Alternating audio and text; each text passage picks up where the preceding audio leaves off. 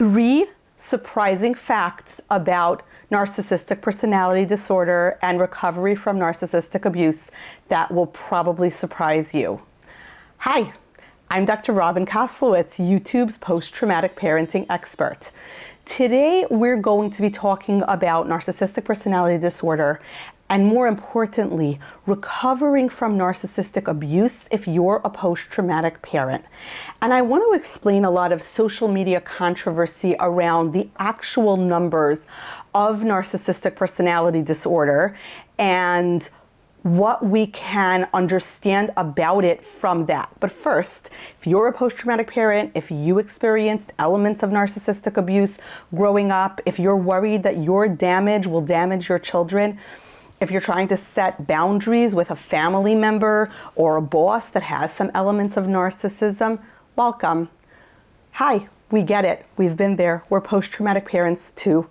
Click subscribe below so you never miss another episode.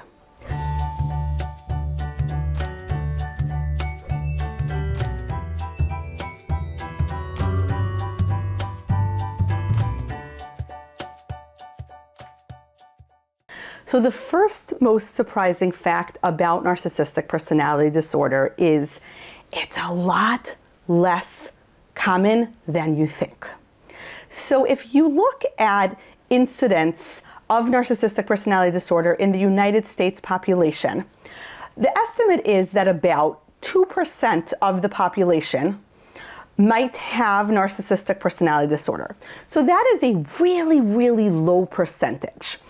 And what that means is if you think of a standard American school bus as seating about 48 adults, so on 2 school buses, you are likely to find perhaps 1 person, maybe 2, who have narcissistic personality disorder. So think about 2 standard school buses, how many people would file out of that?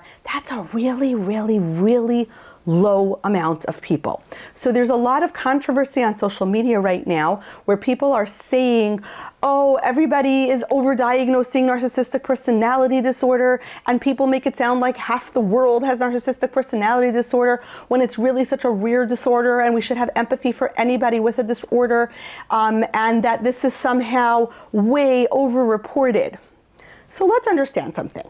Number one, let's understand that someone does not have to have full-blown narcissistic personality disorder, which has 9 criteria based on the DSM, the Diagnostic and Statistical Manual, which the 5th edition is now the one that we use. So just because someone does not rise to the level of full-blown narcissistic personality disorder according to the DSM does not mean that they won't perpetuate narcissistic abuse on another person. Someone might not have the full disorder, but they have elements of narcissism, and when they're interacting with someone, those elements of narcissism within their larger personality structure can cause a tremendous amount of damage. So the fact that the numbers appear like, you'll hear a lot of people saying on social media, they make it sound like everybody's ex-husband and everybody's ex-boss has narcissistic personality disorder, particularly if they were assigned male at birth. So therefore, this whole thing is overblown.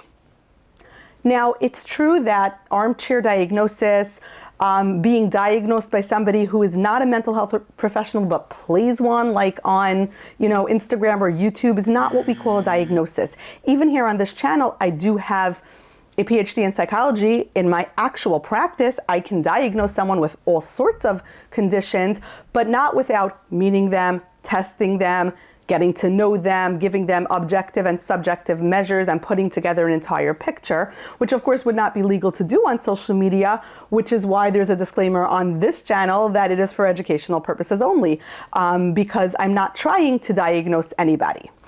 That being said, so yeah, when you see somebody on social media who posts something and then a friend is like, yeah, well, that person has narcissistic personality disorder, it's not an actual diagnosis. That's just somebody using the term metaphorically, or perhaps somebody irresponsibly playing a mental health professional on social media when they're not actually a mental health professional, or they are a mental health professional and they're diagnosing in absentia, which you can't do. It's kind of like when you see people online diagnosing all sorts of famous people, athletes, politicians, etc. You can't diagnose someone in absentia. If you diagnose someone and you do have a relationship with them, that would be unethical to actually talk about it on social media. So yeah, it may be over-reported in the population, but that doesn't mean it is over-diagnosed in the population, because, you know, a description and a cool, catchy social media meme is not the same thing as a diagnosis. So yeah, 2% of people are likely to have full-blown narcissistic personality disorder, but many more than that have narcissistic traits, and narcissistic traits can inflict narcissistic abuse on people. So that is the first surprising fact about narcissistic personality disorder. It's a lot less common than you think. Second surprising fact about narcissistic personality disorder: it's a lot more common than you think. Okay, I'm contradicting myself. Not really. I'll tell you why. In the kind of psychoanalytic language, we talk about conditions that are either ego-dystonic or ego-syntonic. It's a very old-fashioned way of talking, but it basically means there are some conditions that nobody likes. Nobody says, "Ooh, that sounds like a good condition. How do I get it?" Right? For example, panic attacks. When someone has panic attacks, they come into therapy very, very, very motivated to make them go away, because as someone who experiences panic attacks, I can tell you they're not fun. They're not pleasant. If someone says, "Hey, I can make your panic attacks go away," it would be like, "Yes, please. Where do I sign up?" But there are some psychological disorders that are actually ego-syntonic. The person suffering from them likes the condition, or they like side effects of the condition, how the condition makes them feel, aspect of the condition, and therefore those are harder to treat. Some of those might be OCPD, obsessive compulsive personality disorder, which sort of is like pathological perfectionism. And when you say to someone with OCPD, you know, let's work on that, they might be, but then I'm not going to be perfect. I like being perfect, so it's harder. It's ego-syntonic. It sometimes feels good. I had a patient with bipolar disorder, and she's given me permission to talk about this. She really liked her mania, because her mania made her very artistically creative, and it allowed her to work for hours and hours and hours on end on her artistic pursuits, but it also had all sorts of dangerous implications. So the mania was ego-syntonic. She enjoyed it, so it's harder. And when somebody who is experiencing that, you know, goes on a medication that will take away their mania, perhaps for the sake of their children, that's the most courageous thing. Narcissistic personality disorder is very ego-syntonic. It covers up a deep pathological sense of the self as deficient and shameful. And that's such an intolerable thought that the person suffering says, no, I don't want you to cure me. I want you to even reinforce it more, because I like how this feels. I like feeling grandiose and like the king of the universe, and I'm wonderful, everyone else is bad. I should be the center of attention. That feels good. So yeah, I don't want you to take that away. So yes, 2% of the population have been diagnosed, but it's difficult to diagnose something when a person doesn't actually walk into a therapist's office and say, "I think I have this condition. Help me figure this out. I don't want it anymore." I think what happens when people are seeking help for narcissistic personality disorder is when other humans in their life have had enough, and perhaps when that's a child, perhaps when that's a spouse, perhaps when they have a very important job and they're warned, you will lose this very important job unless you get a handle on this. Those are the situations that might motivate someone with narcissistic personality disorder to say, yeah, maybe I need help with this. I don't want to lose this job, this marriage, these kids. Perhaps. So maybe that's where the 2% of the population figure comes from. But the vast majority of people with a condition like narcissistic personality disorder that is known to be ego-syntonic are not going to go into therapy. So that 2% number might be a little under-adjusted for what the population would likely be. We also have a disproportionality problem here. Disproportionality means when you're looking at a population, you have to be very careful to figure out which population we're talking about. So I'm going to give a super like mathematical example, super simplistic. My numbers are going to be slightly off. But let's say we want to know what percentage of people in the United States have green eyes. So you say, oh, 9%. You look it up, it's 9%. So then you say, oh, you know what? I'm going to go stand on a street corner and I want to count how many people are going to walk by with green eyes. And 9%, I'm expecting a certain amount to walk by, right? Very small number, but 9%. Okay, so I'm expecting that 9% of people who walk by on a given day, let's say I'm, I don't know, in a giant bustling street corner and people are coming and going, so it's a large sample. And I notice that nobody with green eyes is walking by me. And then I realize I'm in the corner of New York City known as Chinatown, which is where many Asian people live, right? Now, the incidence of green eyes in Asian populations is about 1%.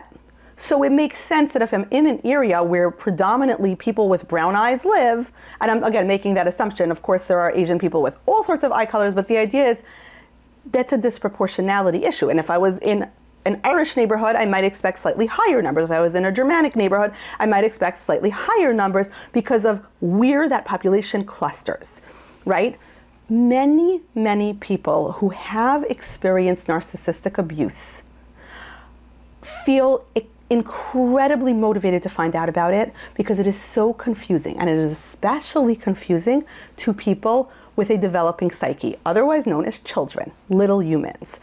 I believe that there may be an overrepresentation of people with narcissistic personality disorder in settings where there are many children, because children, for a true narcissistic personality disorder presentation, children are a perfect victim. They can't fight back. People very often don't believe them or think they're exaggerating. A lot of people just simply don't listen to kids, which is super sad. And it's very easy for an adult to sort of, dress up their narcissistic abuse as educational, as like I was trying to get them to reframe. Yeah, I was a harsh punishment, but you have to understand this child needs to learn a lesson because we won't do them any favors when they grow up if we don't teach them this lesson, right? And so they can sort of, smoothly advocate for themselves in a way that a small child can't. So I think specifically when we're talking about narcissistic abuse that happened in childhood, there may be an overrepresentation of people. It's the same as the green eyes and the brown eyes. There may be more people with narcissistic personality disorder in positions of power that interact with children. There may even be people who volunteer to be a step-parent because they have narcissistic personality disorder, and children are a perfect narcissistic supply for them. Think about certain like prototypical characters in children's literature that we all resonate with. Dolores Umbridge from the Harry Potter books, Miss Trunchbull from the movie and book Matilda, Miss Minchin from is it A Little Princess? I think it's from A Little Princess, right? Nurse Ratched, who's dealing with a vulnerable adult population from One Flew Over the Cuckoo's Nest. There are people who look for populations that can't advocate for themselves because it gives them a great outlet for their narcissism.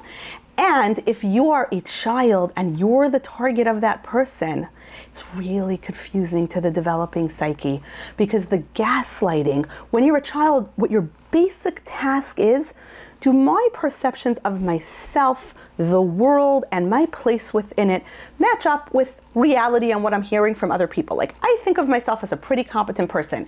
When I go to school and they teach me like math and reading and science, do I get what they're saying or do I not? When I'm in the social group in school, do I get the in-jokes? Do I get the unwritten rules of social communication? Do I get like, how to handle the kids who are like a little bit mean-girling me? Again, not a term I like to use in real life, but the idea like, do I know how to navigate my social world? Do I know how to, where do I place amongst my peers? And do my perceptions, like I think of this person acts really nice, but then whenever I'm around them, I get a yucky feeling in the pit of my stomach. What's going on here? How do I understand that? How do I make sense of that? It's pretty much the task of childhood. And when you're around somebody with narcissistic traits, and perhaps you're their target, super confusing. And we call that gaslighting, right? Gaslighting comes from that play in the 20s, where a husband was making his wife think she was mentally ill by flickering the gas lights in their apartment. And then when she was like, oh, the lights went out, he's like, no, it's perfectly light in here. So that's what gaslighting is. And for the developing psyche, gaslighting can be really confusing, because your whole job is to figure these things out, and now somebody's gaslighting you. So I think in that sense, it's a proportionality issue. Narcissistic personality disorder may be overrepresented in certain populations, hence its outsized, prevalence on social media, because people are growing up, they're like, never quite got why that made me feel that way. And then you're on social media and someone else is like, I had that experience too. And then you start going like, and then someone else is like, well, that's called gaslighting. And next thing you know, you're like, oh my gosh, this horrible experience has a name, and I get it now, and I get how the game works, and I understand it. So for those reasons, it's true that narcissistic personality disorder may be less prevalent than you think, but it's possibly more prevalent than you think amongst people who had an outsized effect on you in your childhood. The third most important, the most surprising fact, I think, about narcissistic personality disorder is that narcissistic abuse can happen even if someone doesn't fully rise to the criteria of narcissistic personality disorder. Just because somebody doesn't fully have the condition does not mean that they didn't inflict narcissistic abuse on you. And the corollary to that is, just because narcissistic abuse doesn't always leave bruises, right? It's not like you can say, this person beat me with a stick and look, here are the bruises. Doesn't mean it doesn't leave a very outsized effect and impact on your psyche. Because that famous kind of sticks and stones will break my bones, but words will never hurt me. Words hurt worst of all, especially words as your psyche is developing and as you're figuring yourself out. Then words can really hurt you, because they can alter your life trajectory, and they can really leave the deepest and most invisible scars. So that's the third surprising fact about narcissistic personality disorder and narcissistic abuse, right? That just because someone doesn't have the full-blown condition does not mean that you didn't experience narcissistic abuse, and it doesn't mean just because narcissistic abuse isn't something that you can point at like under a lens or under a microscope, doesn't mean that it didn't leave an extremely outsized impact on you and on your life. I hope this was helpful. If people are confused about this trend of like, oh my gosh, narcissistic personality disorder, everyone says it, the word has lost all meaning, what does it even mean? I hope this is helpful for you. I hope that it can help you, because no one gets to ask you to doubt your experience of your own experience. Whether or not that person who made you feel like a loser and made you feel less than and gaslit you into really doubting yourself actually had narcissistic personality disorder in every single, all 9 criteria, and they have an actual diagnosis framed on their wall that you can point to, or whether they just had some of the traits and they happen to be using those traits on you for whatever reason, doesn't really matter in terms of you. And this is super important for post-traumatic parents, because parenting is a lot about discernment, right? Figuring out, when do I trust my gut and when is my gut wrong, right? Because your gut is either very, very right or very, very wrong. So when do I trust my gut, and when do I say, no, this seems scary, gut, thank you for telling me that, but I'm actually going to do it anyway. I will tell you right now, whenever somebody writes or talks about narcissistic personality disorder, someone accuses them of being narcissistic. So I have that voice in my gut saying, don't talk about this topic, don't talk about narcissism. It's a really dangerous topic to talk about. And I'm talking about it anyway, because my gut might be right. There might be someone who has all sorts of things to say, and this information is important. I experienced narcissistic abuse. I know what it feels like, and I don't want a single other post-traumatic parent who's been through that to doubt their experience of their own experience. If you felt like somebody gaslit you, if it confused you, if somebody has that persistent nagging voice in the back of your brain telling you you're no good, or you're lazy, or you're a loser, or you're a bad person, or you're selfish, or you're worthless, or whatever it is, then yeah, you experienced some form of abuse, and that may be traumatic for you, and that's something that will inform your parenting unless you very mindfully work on it and allow your trauma to inform you but not be in the driver's seat and control you. So I hope this was helpful. If you know a post-traumatic parent, a fellow post-traumatic parent who would find this information useful, who would find this information helpful, please send this video to them. As always, the post-traumatic parenting community grows one post-traumatic parent at a time, telling another post-traumatic parent.